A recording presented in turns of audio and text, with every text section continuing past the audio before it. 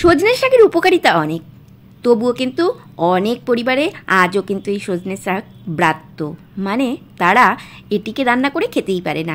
আজ নিয়ে চলে আসলাম তেমনই এক সজনে শাকের রেসিপি, যেটাকে আমরা অনেকেই দূরে রাখি তিতভাবের জন্য। প্রথমেই যদি সজনে শাকগুলোকে জলে ভালো করে ধুয়ে এইরকম পরিমাণ মতো নুন আর জল দিয়ে এটাকে সেদ্ধ করে নেওয়া যায়, তাহলে কিন্তু এর তিতভাবটা অনেকটাই কমে যায়।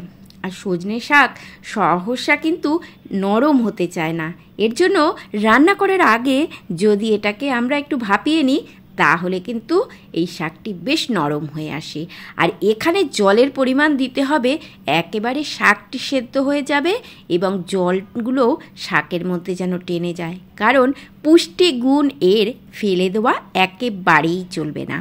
তাই আমি এই যে এমন শুকনো করে একদম সেদ্ধ হয়ে গেছে নামিয়ে রেখে দিলাম।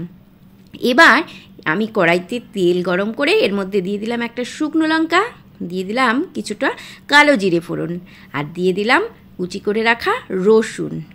এগুলোকে ফোড়নের জন্য বেশ ভালো করে নেড়ে চেড়ে লালচে করে একটু ভেজে নিতে হবে। আর রসুন পোড়ার গন্ধ শাকে দারুণ লাগে কিন্তু খেতে, শাকের স্বাদ কিন্তু এই রসুনের জন্যই আরও দ্বিগুণ টেস্টি হয়ে ওঠে। এরপরে দিয়ে দেবো কুচি করে রেখেছিলাম আলু ভাজার মতো করে আলুগুলোকে, সেই আলুটাকে এর মধ্যে দিয়ে নিলাম।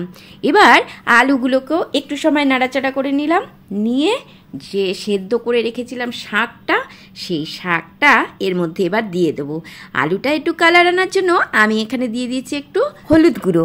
আর আলু ভাজাটা যখন করব তখন এর মধ্যে নুন দেব না, কারণ শাকে আমার নুন দেওয়া আছে। একটু চেখে দেখার পরই কিন্তু আলুর মধ্যে নুনটা দেব।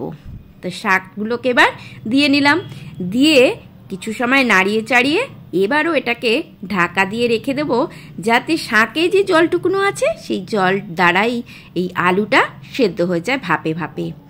আবার আমি নাড়াচাড়া দিয়ে নিলাম, মাঝে মাঝে দু একবার একটু নেড়ে চেড়ে নিতে হবে।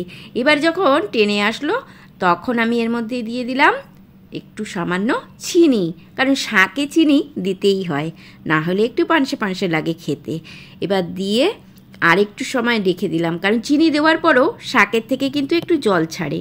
এবার দিয়ে খুব ভালো করে কড়াইতে নাড়াচাড়া করে নিলাম, নিয়ে এইবার আমি ঢাকা দিয়ে কিছু সময়ের জন্য নামিয়ে রেখে দিলাম। তারপর যখন একটু ঠান্ডা হয়ে আসলো তখন আমি আলাদা একটা পাত্রে এইভাবে নামিয়ে রেখে দিলাম খাবার সময় খাবো বলে।